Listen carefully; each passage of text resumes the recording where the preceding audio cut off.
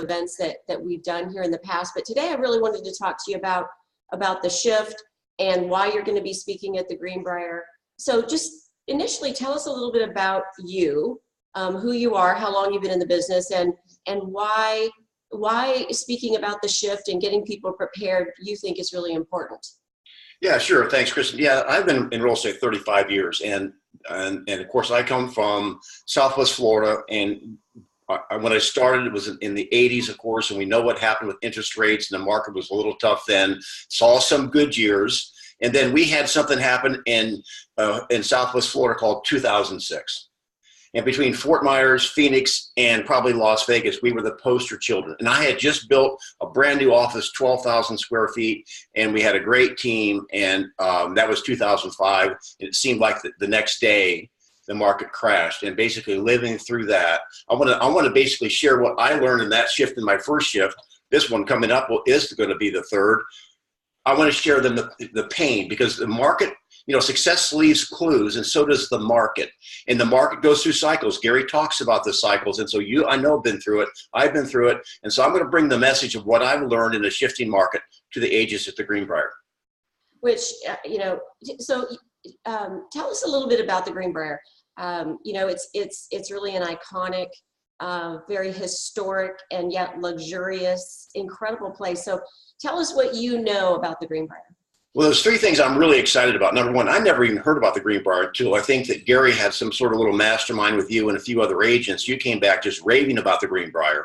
And I like to go to nice places. So I'm excited about that. I think it's like a 4 or 5 star hotel back in the mountains. And being a Florida guy, we don't see mountains much. So that's number one. Number two, this is going to be a small, intimate gathering, not like the big summit you had in Phoenix where you had a couple hundred people. We're going to probably have a smaller group, which means we'll be able to interact more. This is going to be kind of a workshop type deal, and we'll be able to do a little bit more one-on-one script practice, etc. So I'm excited about that. And the third thing I'm excited about is my passion, and I know you share the passion, is we get to run and get a medal. Oh, right. They're doing a half marathon. You can do a 5K, a 10K, or a half.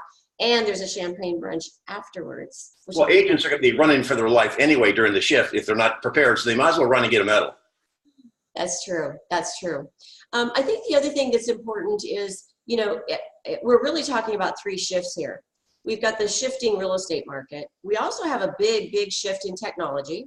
Yep. And we've got a major shift in terms of competition, just competitiveness in terms of brokerages and franchises. And so I think the other thing that we're going to be talking a lot at the Greenbrier about is about a leader shift. Meaning, as leaders, what do we have to do? And I know John Maxwell just came out with a book here a month or so ago on the leader shift, but I'm going to talk a lot about that. What do leaders need to do in terms of shifting what they do as a leader during a shifting market to not only survive it, but to really thrive through it?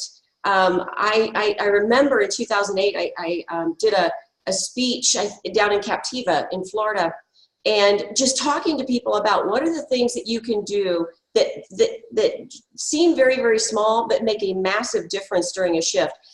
And one of those things, just as a little nugget, we started in our market centers, and also because I'm an OP, but also, in my agent business, looking for how do we cut 1 to 2% of our expenses every month. Now, you cannot cut your way to profitability, but you can sure get smart about it ahead of a shift. Like, there are some people that might not even be feeling the shift yet. However, super majority of the locations we're in, which is about 35 of them, we're all feeling it.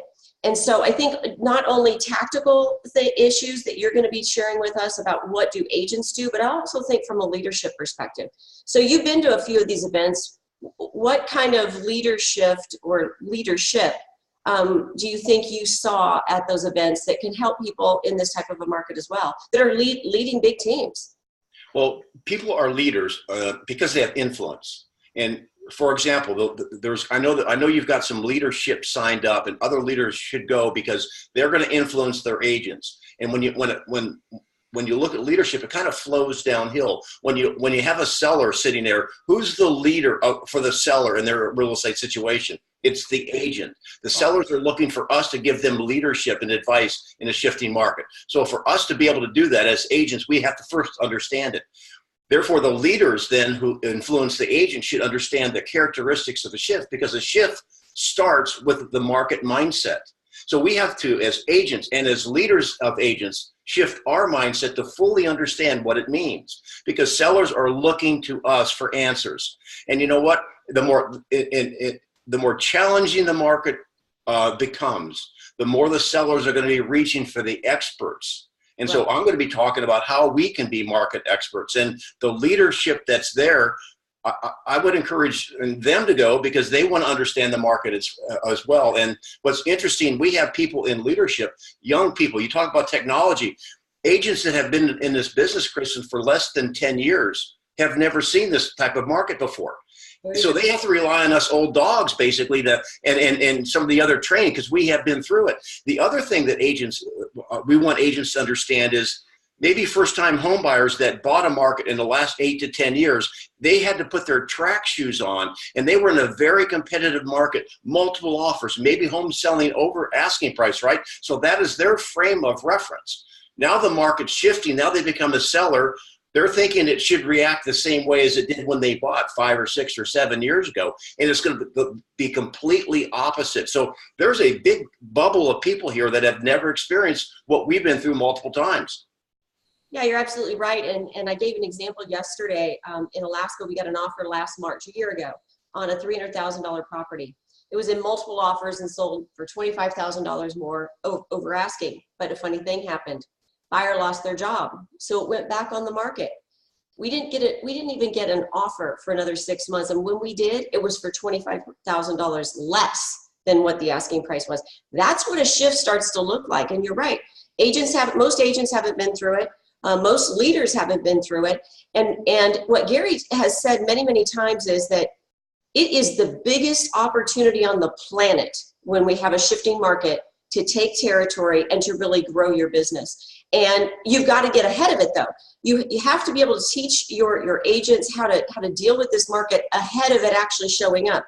So if you haven't been through a shift, what would you tell someone about coming to the Greenbrier and learning the things that we've learned about a shift? What would you tell them right now if they've never been through it? Well, number one is to get into reality. I always have a funny line: the most crowded state in the nation is what? The state of denial. You've heard me say it many times. And, and here's the thing is that most agents, and not all markets are shifting the same. We just spoke in a market that's down 30%, right? Our market in Southwest Florida, where my market is down 15%. So it is undeniable in some areas. And in some of the areas, it's not, they may not be feeling it yet. It may be coming. Here's the thing. Almost every agent, whether they believe in the shift or not, they want to give high customer service. And the best, if you really care about your customers, case in point, the example you gave, we have to be equipped to be able to help our sellers sell sooner than later, because it's Groundhog Day in reverse. Because in many markets, in a shifting market, every morning the seller wakes up and hits the alarm clock, and they've got Sonny and Cher singing "I Got You, Babe."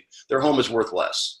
So as soon as they talk them off that cliff into reality, the better customer service. You know what? And those sellers are going to thank them for the rest of their lives, because they cared enough to give them the truth. And so we can't be the truth doctors until we understand and know how to articulate the truth.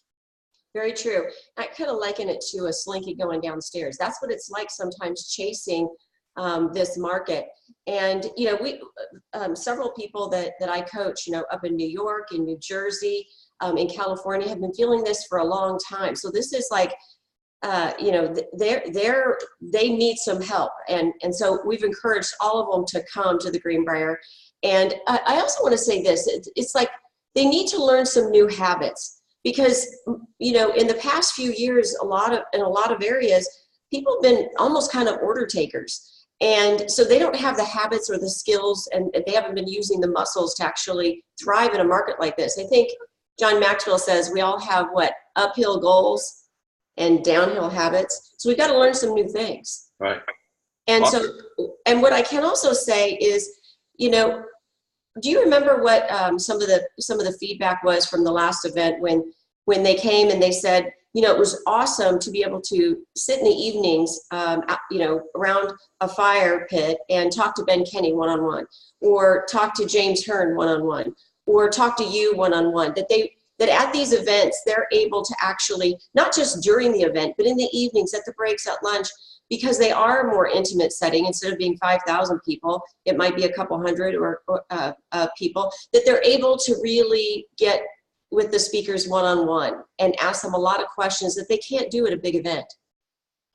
And they should, you know, and they should bring their family too. This is not like Motel 6 stuff, right? We're going to a beautiful resort, and the atmosphere is going to foster that level of communication that you're talking about. I really can't wait to see it. And I know there's a lot of fun things there to do, and we can't do it all in a weekend. I'm totally rock solid excited about going to the Greenbrier and seeing what a beautiful place that is. Well, I'll say one more thing about that. You know, typically these rooms, you know, most of us could never afford to go because it's, you know, $400 or $500 a night. But because of Gary's relationships with Larry and some other folks there at the Greenbrier, we've secured a rate that's, I think it's $249, which is just unheard of. I mean, this historic hotel that is incredibly luxurious also was the bunker for Congress for years. It was the private bunker for Congress to go to if we ever had, you know, a nuclear attack or some sort of an attack on Washington, D.C. And it was ready, you know, every single day, every moment of every day, up until the late 70s when the press found out about it and they had to move it. But it's, you can take a tour of, as a matter of fact, there's, you know, some special events that we're going to do there that'll be kind of fun. But it's really an incredible hotel. So it's Mother's Day. You can do the champagne brunch. You can do a lot of fun events and bring the family. Let me ask you a question. Is some of your family coming? I think my wife's going to be there. Well, how about your son? Yeah, actually, my son is coming from Ohio. That's right, and his significant other, and that's going to be great. It'd be a great time to celebrate. And you know, and you were talking about cutting the budget and things like that. I just wanted to ask you, as I look at your beautiful necklace, which I think was a gift for me, that maybe I should kind of line item and maybe cut back on the nice personal gifts I'm giving to you during the shift. What do you think? I don't think that's part of the plan, but thank you for bringing that up. So, anything else that you would share about this event? It's a leadership event. It's definitely also will have a lot of strategy and tactics from us who've been through it many, many times, unfortunately. And also to use some strategies that Gary has given us about how to prepare our clients and our business partners to go through this again. We don't know how long it's going to last, and we don't know how deep it's going to be, but I don't think any of us thought it was going to be as deep or as long as it was in 2008 either. So any parting comments with people that are maybe on the fence about whether they should take a weekend to come to this event? Well, I know you have to kind of wind through the mountains to get there. I'm sure it's a beautiful drive. Here's the thing, and I'm sure I can't speak for you. However, I'm saying this would probably be the strongest investment you can make for several $100s. You'd probably give them a money back guarantee if they didn't think that it was worth it. I can tell you just the scripts we're going to work on to help people get buyers and sellers into reality, and it will help them make sales that would basically pay for this like 100 times over. So just make the commitment, have some fun. And you know what? You'll walk away with some actual items that, you know, will improve your business in the shift or even beyond the shift. Yeah, Gary always talks about the fact that we should be operating in the market that's to come. So if people haven't been doing that, you know, come and learn from us. We're gonna leave it on the field for you. We're gonna share with you everything that we know that's gonna make your business better. It's gonna make you a better agent. And it's probably going to make you a better leader just in your family also. So thank you for coming on camera with us today and talking about the event. You're going to be there. You're going to be our keynote speaker Friday night. Yep. So I'm excited about that. We have a cool dinner and fun event Friday night. So thank you for being our guest today. And I think this is a wrap. Thank you. Yeah.